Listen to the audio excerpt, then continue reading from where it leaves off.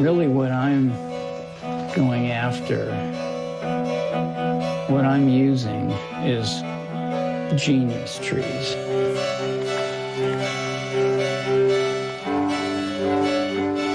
For that reason, the wood is like everything in my bows.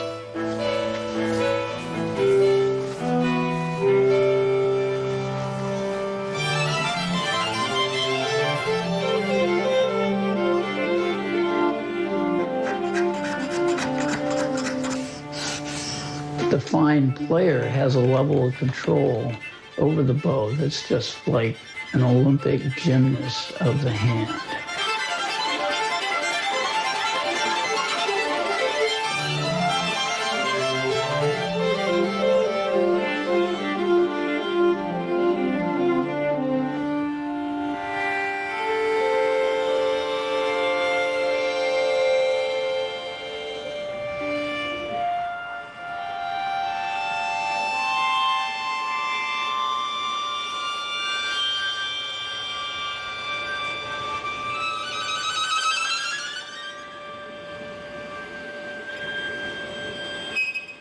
You know, the violin gets all the press, although we all know that the bow is more important. The bow is kind of like a phone call. It's the phone call between you and your instrument. If it hadn't been broken, this bow would be worth about $130,000, $150,000. The bow is like your steering mechanism. It's like if you had this great car and you could just, it's got all this power and everything. If the steering's sloppy, it's a sucky car. This bow makes a great short note. The bow as breath. It's how we literally breathe. The instrument is like the stage, and here comes the ballerina, and it's performing all these jumps and, you know, these intricate steps. This is what I call a sideways bow.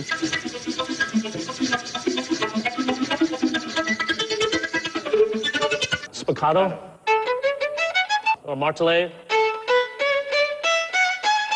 There's also a stroke called ricochet, where you actually bounce the bow in a certain direction. Well, you hold the bow in your right hand because it's the sword hand, and it's supposed to be for fencing, really, even with the sound. And then from this, you turn into this, and so you're kind of fencing with the viola. With great players, this is half their deal.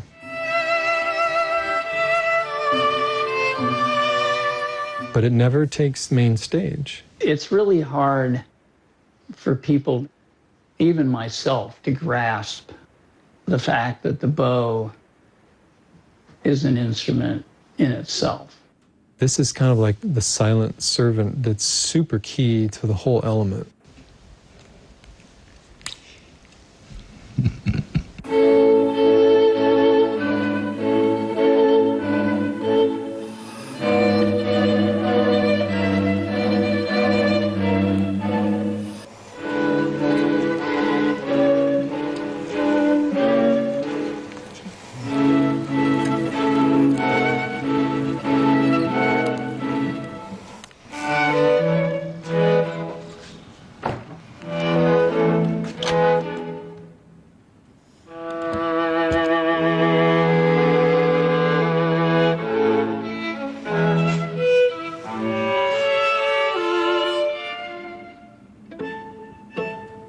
What I think the common person doesn't know is, you know, they see this and they go, it's just a stick. Well, it is a stick, but what people don't know is this is hollow to about here.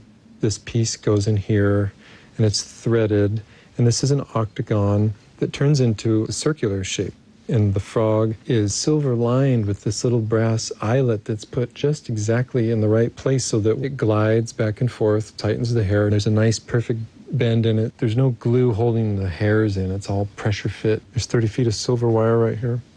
And then this is lizard leather. And the end of this up here is hollow. So this is hollow as well. And there's a knot and a wedge. I think that the Bowmakers are crazy because of the amount of skill and focus and patience And I don't think that I'm quite cut out for that type of focus and participation in bringing this wonderful traditional form forward. I think I'll just stick to my weird guitars.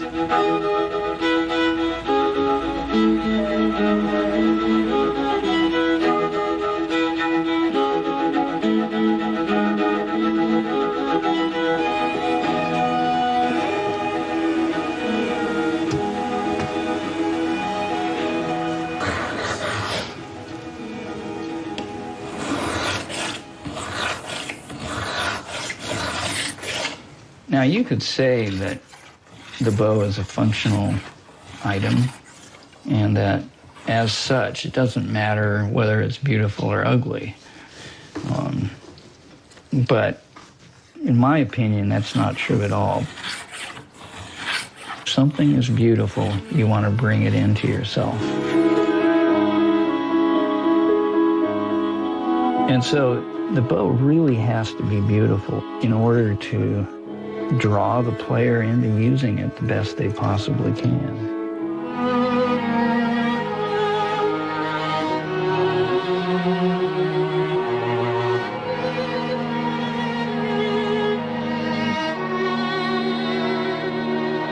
Bowmaking is dependent on musicians. That's why we're here. We're serving musicians and with the tool that they need. The crux of it is we actually really need the conservative, the traditional sense of classical music to keep this trade alive. And at the same time, it's got to move with the times. And so that's why a lot of interesting ensembles are looking out beyond the normal field of classical music and looking for other inspiration. Like Brooklyn Rider, they're really exploring potentials in the classical music genre.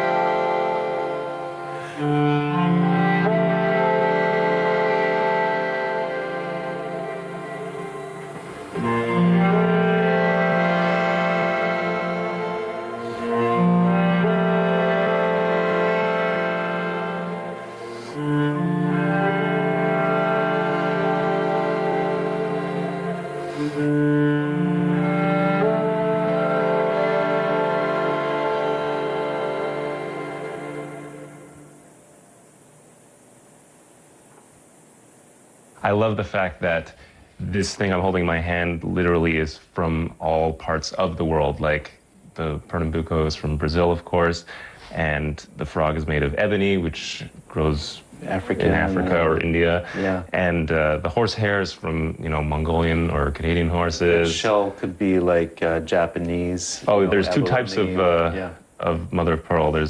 I think the eye is Japanese, and the slide is Ormeau, which is in the English Channel. That's amazing. But all of this comes together, in this one thing that I hold in my hand, literally from all corners of the globe, and to make music.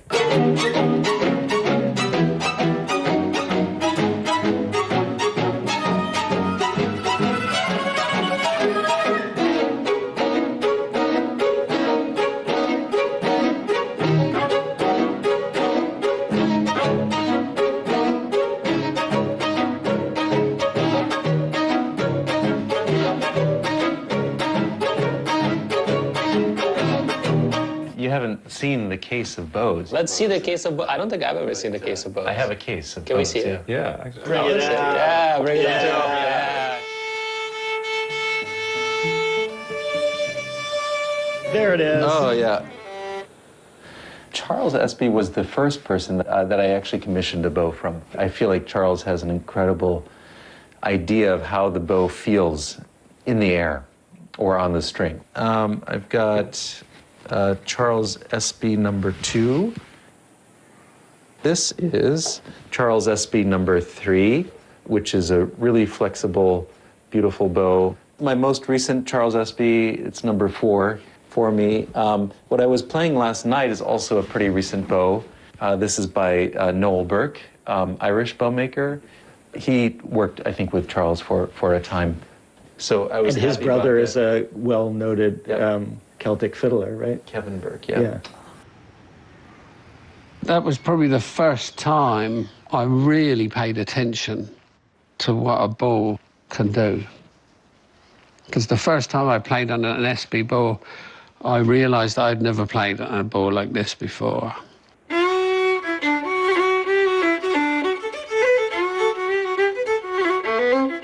I was really surprised it was that evident that this is really special.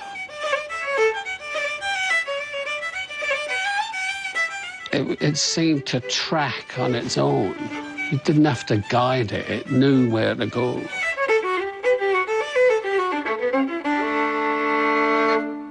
He's probably the most influential bowmaker of his generation, yeah.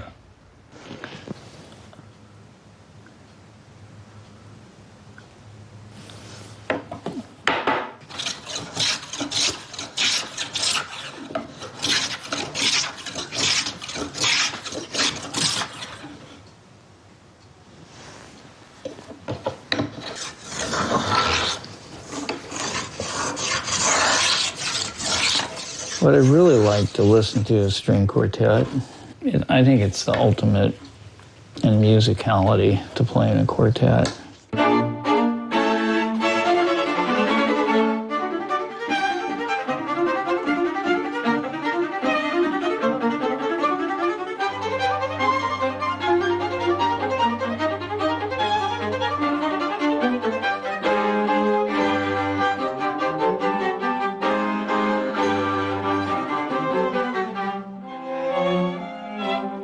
Anybody who plays in a quartet will just bend over backwards to make them a bow.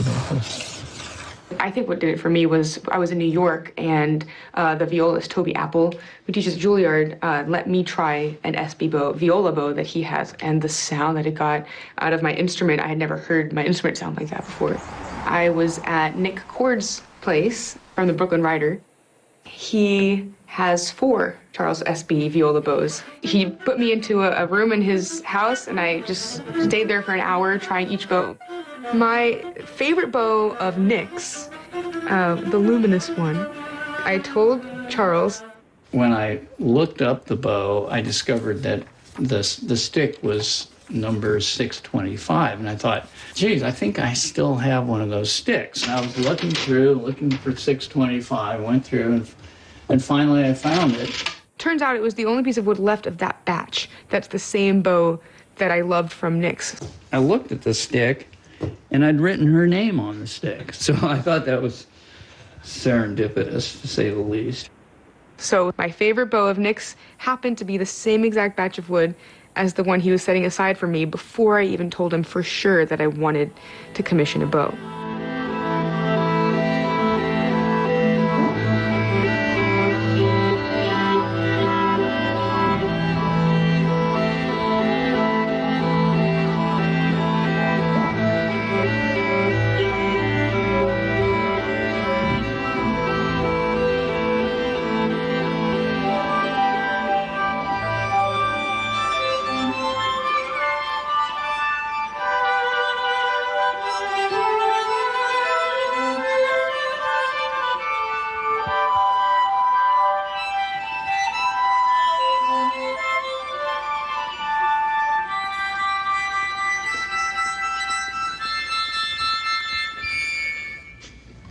Is that the right note? Maybe not.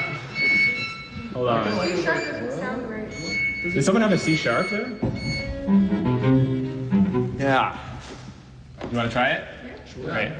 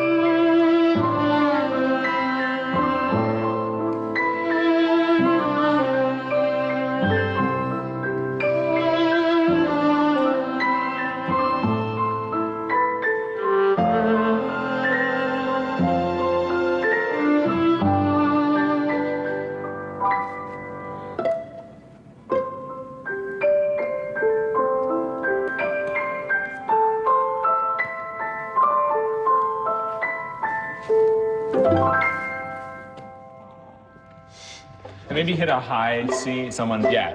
Something like that. Yeah. That's nice, guys. Yeah.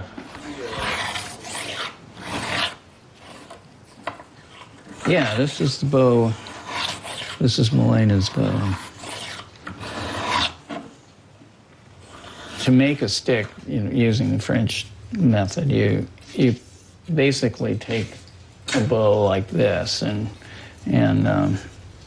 plane it down until it's in this kind of tapered shape, except it's straight. And then what you do is you just heat small amounts at a time in the hot plate and then bend them over the bench. And when you play a bow on the string, it's going through this incredible evolution of forces. Like when you're starting up at the frog, which is the little fitting up at this end, you have the whole weight of the bow, and you also have the fact that the bow is much larger in diameter. And then as you go down, the bow gets more and more slender, and the overall weight of the bow is lower and lower. Well, it's really difficult to have even contact from one end of the bow to the other. It's the curve that allows you to have that even contact, so that when you're playing up at the head, the hair is grasping the strings just as well as it did down here, and that's why the curve is so important. Picture yourself in 14th century Europe. The aristocracy wanted beautiful clothing, but the dyes necessary to dye fabric bright colors were very rare and hard to come by. Basically, the aristocracy are the only people who could wear colored clothing. The story of the modern bow began in the medieval fashion courts of Europe, where the nobility hungered for lavish scarlet and crimson robes. To satisfy the nobles' insatiable taste, Italian dye makers used a rare tree from Asia to create a blood-red color called brassalina, meaning amber or live coal. In 1500, Pedro Cabral, sailing from Portugal on his way to India, stumbled onto the coast of an unknown land. He spotted trees that reminded him of the treasured dye. The native Tupis used these trees to make strong and flexible hunting bows.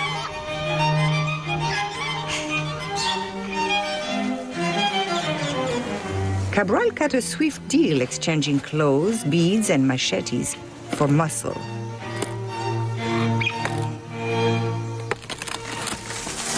And soon, a ship loaded with parrots, monkeys, and logs from the mysterious tree headed home.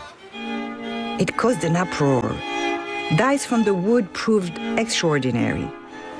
Soon, ships from many countries headed to the new land for the now named pau-brasil, or furnace red wood.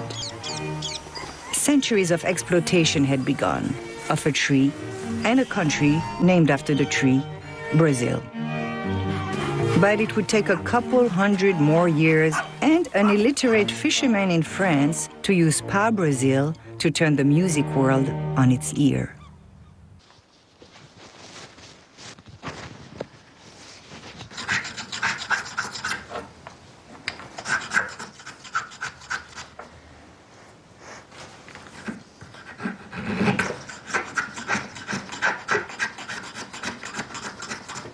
This is for Milena. I'm making a little aesthetic adjustments to the playability of the stick constantly with her in mind. So when she gets the bow, when it's finished, and she'll try it for a week and put it through its paces and see how it goes there, from there.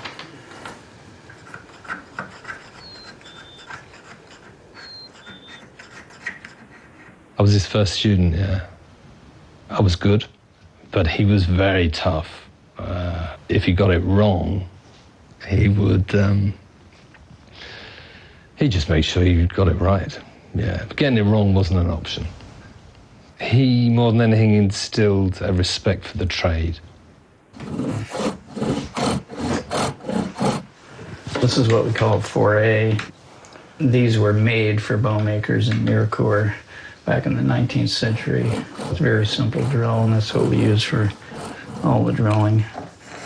Basically, nothing's changed since 1850 or so. Like, one of those makers could sit down and just go to work and not even think twice. The tools are the same. Techniques are about the same. This is going to be a bow that is really early in conception when it comes to the stylistic elements. The frog isn't going to have eyes on it, and there isn't going to be a silver liner between the eyes, between the frog and the stick. And that's pretty much the way the bows of Francois Tourt were.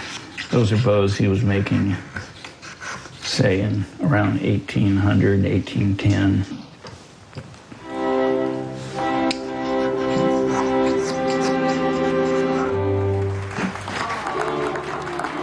Early in the 18th century, a fellow named Stradivari perfected a violin. And by 1770, Italian violins were all the vogue in Paris. One of the superstars of the time was Giovanni Viotti, who was filling concert halls as never before. Though reviews were rave, Viotti was dissatisfied. He knew his Stradivarius had more voice and power within it, but he couldn't draw it out.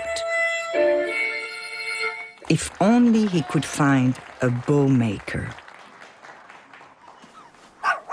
Francois Tourt was a lifelong illiterate, an avid fisherman, and a clockmaker. He had just begun working in his father's bow shop. One day, nearly 300 years after Pedro Cabral's voyage, Tourt wandered into an area in central Paris where 169 acres of Pau Brazil to be made into dye were piled high.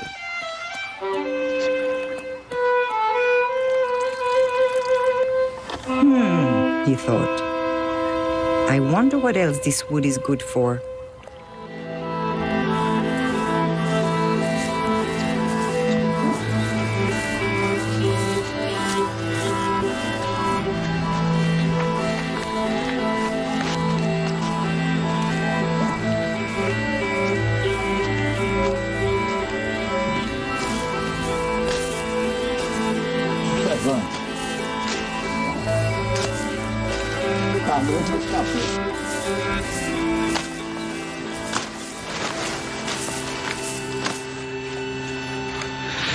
You know, when I was a lot younger, I had this feeling like I was destined to be an artist. I really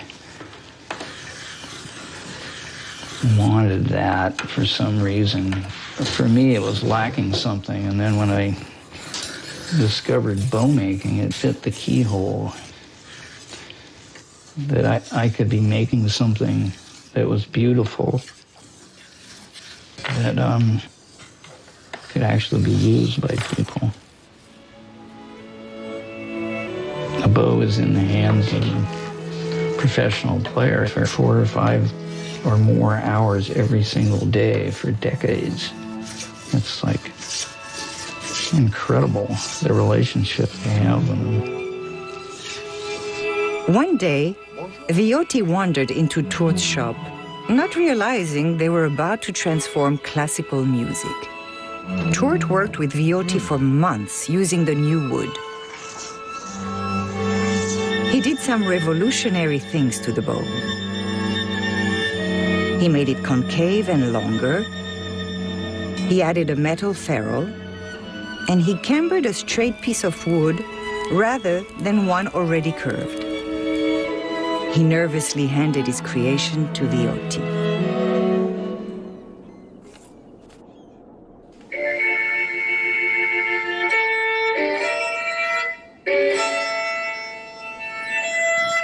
Who, after playing it, famously announced, "Le violon, c'est l'archet. The violin, it is the bow. Their collaboration changed the course of music. It made the modern orchestra with all its nuances and shadings possible, and gave a guy named Beethoven some ideas. I just found bow making by complete coincidence. I stepped on my fiddle case and put a crack in the fiddle. So I just noticed this violin shop had opened up not too far away, and I walked in there to see if they could repair the crack on my fiddle, and there was a man named Robert Shalleck in there making a bow. I just realized that bow making might be exactly what I wanted, because bows were works of art, but at the same time, they were tools that had to function perfectly. Ended up moving to France and becoming a bow maker.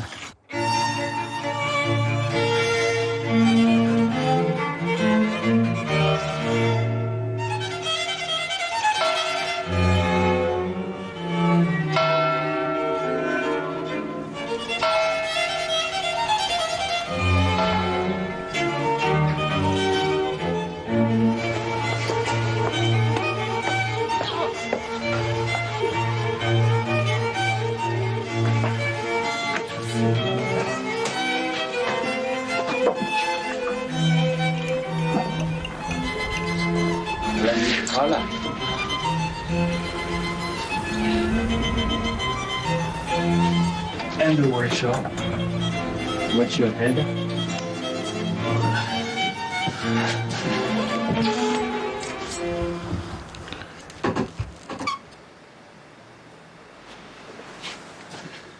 I remember during the 70s, when I was a student, bowmaker, it was almost no bowmakers. Yeah, both world wars put a massive dent in bow making, and the Second World War, it almost died out. It was like an endangered species. It was like you kill the last passenger pigeon, and you can't resurrect the passenger pigeon. You couldn't have resurrected the French technique of working. And the state got involved, the French state, to save the trade, and they started a school. There'd been a violin making school in Mirecourt, and they added a bow making workshop. And Bernard Houchard was employed as the teacher. Any bow maker today working in that tradition, in the old French tradition, can trace their apprenticeship back to Bernard Houchard, because we all learned from graduates of that classroom. There were 18 students graduated from it. Talented young people. Among them, Stéphane Tomaschot. Stéphane Tomaschot, Versailles. What brought me to Mirecourt? I was 15 years old when I applied to go in the school. 42 years later, it's... I said the Providence, you say that?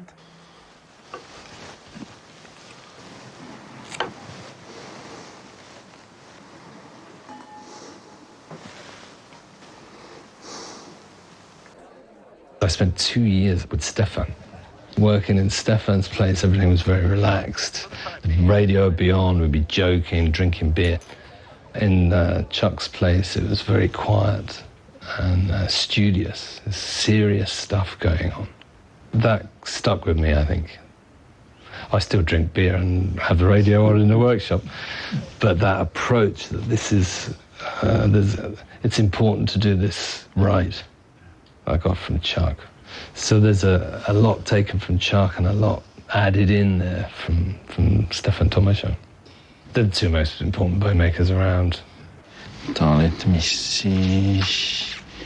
There is interesting pictures. I have a picture of Chuck. That was in a cafe in Paris. And another one. I have many of Chuck. This one. This tool was made by Chuck. He gave me that 30 years ago, and I'm still using. this is a good opportunity to dedicate this bow to Chuck. À mon ami Chuck SP.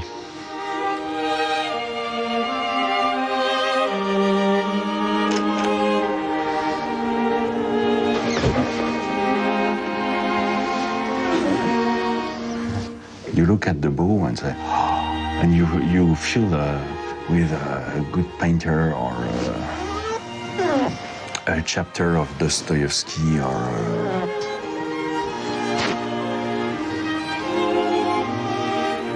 it's an emotion just like that.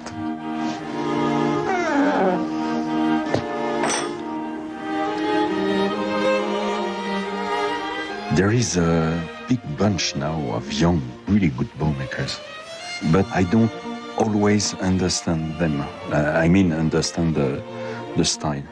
But the bows are very well made. I don't understand. Maybe it's the beginning of the end for me. I start to be an old, how do you say that in English? An old cheese? No, an old fart.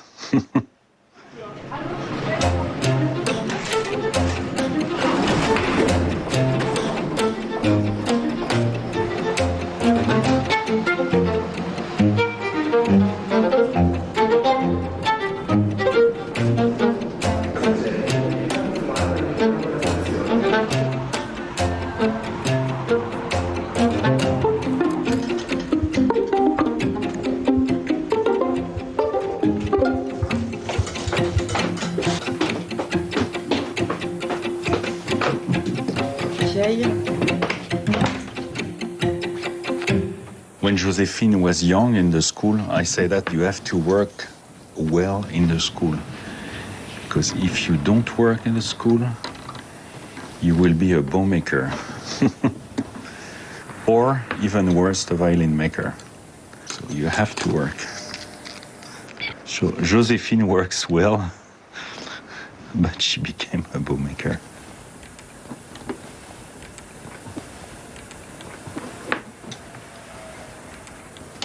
Donc du coup, tu m'as déjà vu faire une mortaise? Non, jamais.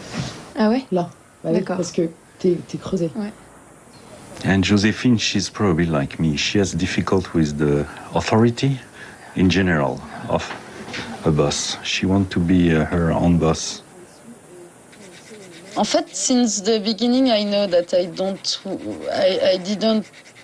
see my life in a company and work so much for what?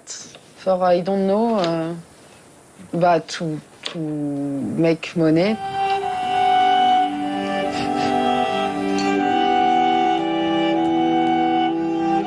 En voyant travailler mon père, ce qui m'a charmé, c'est les gestes qu'il fait quand il travaille tous les jours, et que c'est des gestes qui ressemblent presque à un art martial.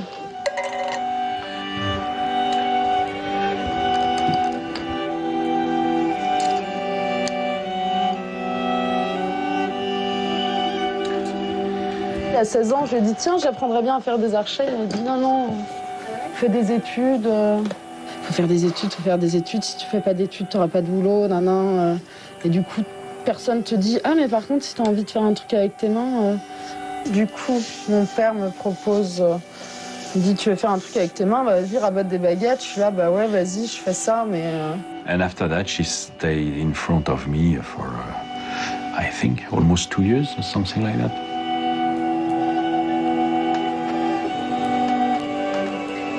Je préfère galérer dans un truc que j'aime plutôt que de gagner de l'argent dans un truc qui me rend pas heureuse, en fait, qui m'épanouit pas.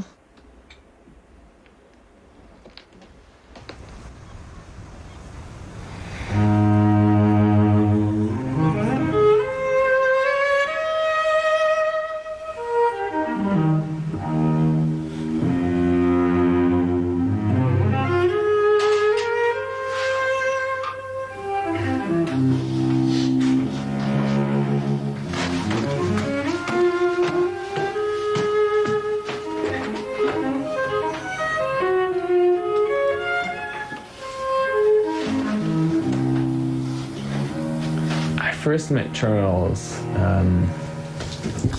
with my mom and my brother Jamie. I showed him my shop, and a week later he came back with a bow that he'd made that was that long. You know, he'd whittled it out of a piece of, I don't know, some kind of wood.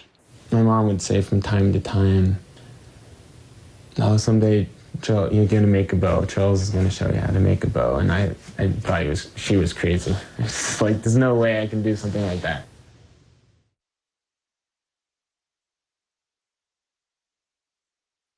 Cody had eye for design. He had great hand-eye coordination. He knows about music. His whole family played music.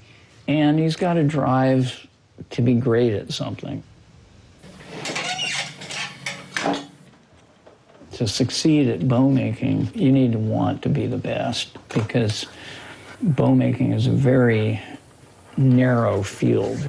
There's only room for the best in what we're doing. He taught me how to make my first 3 bows. And from there, he just went off the charts. You know, his level of work is right up there with everyone. And there's nobody in the world that works any better than he does, as far as I'm concerned. He's already there. He just has to spend his life discovering stuff. The best thing about bow making is carrying on this trade, because so many things like that are just fading in the modern world. Pau branco, e esse ali, ó. Qual? Do lado de trás? Esse aqui de trás. Tem outro ali, ó. E tem outro ali por trás. Olha isso aqui, né? Vai terminar, só que é companheiro meu.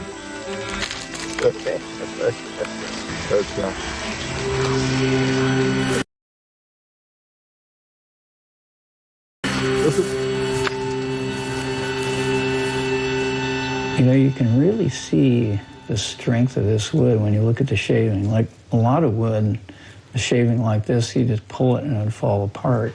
And Pernambuco wood is like, it's like a spring. This is one of, if not the strongest wood in the world. And then there's the dye, so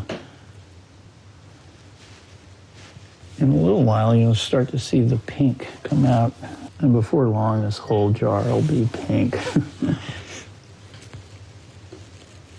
The wood I actually use 99% of the time. I bought in Brazil at a little mill back in the 80s. It's been drying and seasoning for basically 30 years.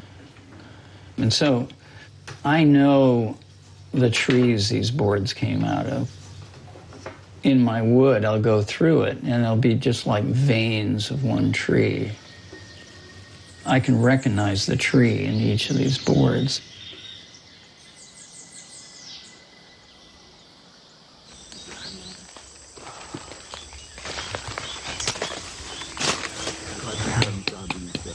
O que são esses números, essas placas? Não, isso aqui foi quando eu veio.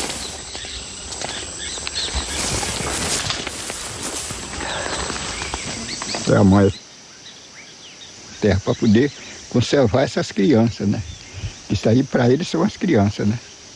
Well, so this being the mother tree, you expect lots of its children to be around. So you can see the Bowmakers seedlings that we eventually take back to the greenhouse,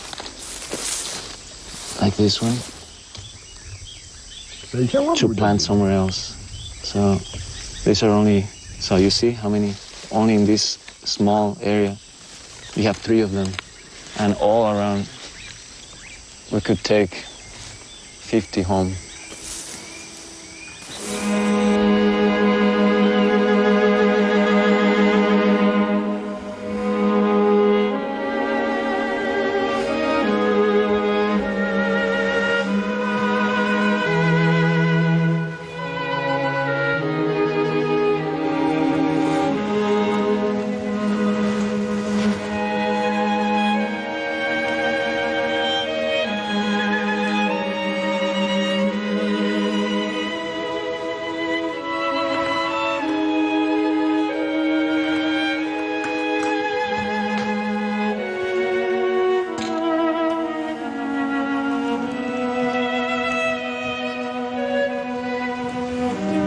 would say that if somebody, came upon this bow in the future, and in a bow, and it was all beat up, and they, when they looked at it, they'd probably think it was an early 19th century bow.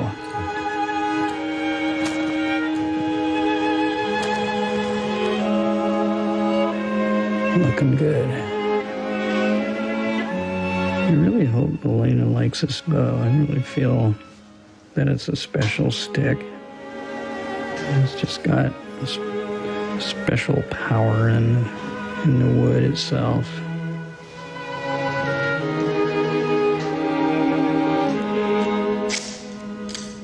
This is very exciting.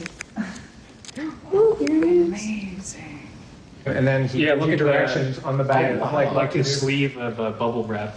Any cool knots in it? It has a knot here, Oh, yeah. And then it has Really this, similar to wavy mine, stuff actually. here. Interesting. Curious what you think. Whenever I mess up, It's strong. I felt like.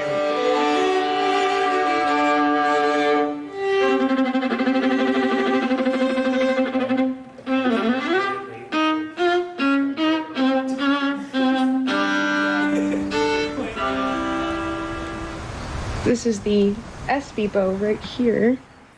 And when I got it, I instantly wanted, I wanted it to be like a revelation instantly. It was so different from my bow that I was a little nervous and worried, and because it felt so different. I felt like I couldn't grab the string. I was really nervous to say yes when I felt so uncomfortable physically at first. And so what I decided to do was not play on my bow for a week. I just only played on the new bow just to see if I could get used to it.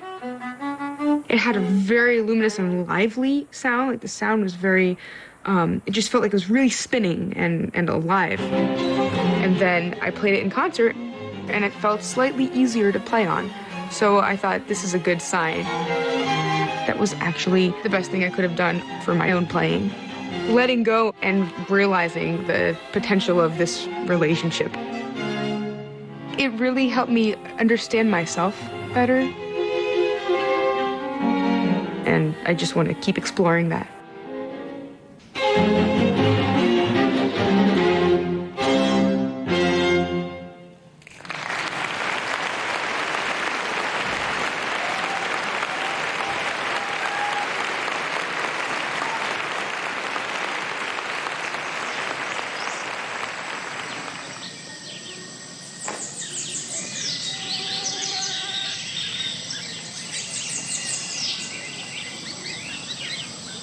Então, ele que a gente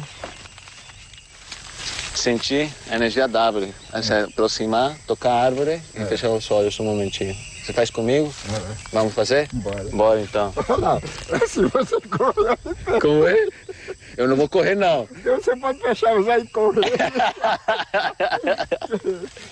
Eu vou estar junto com você. Vem aqui, vem aqui. Bora fazer. Lado lá ou do lado cá? Você daqui ou daqui? Tá bom. Pronto, aí fechar os olhos.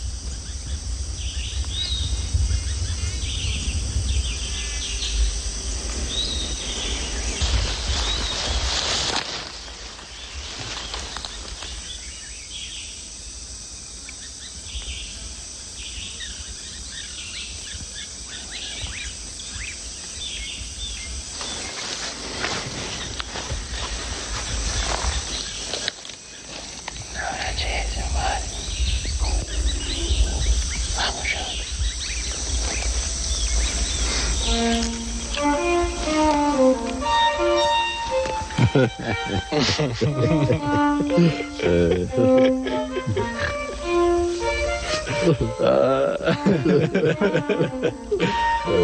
que belo, cara. É muito bom. Agradeço.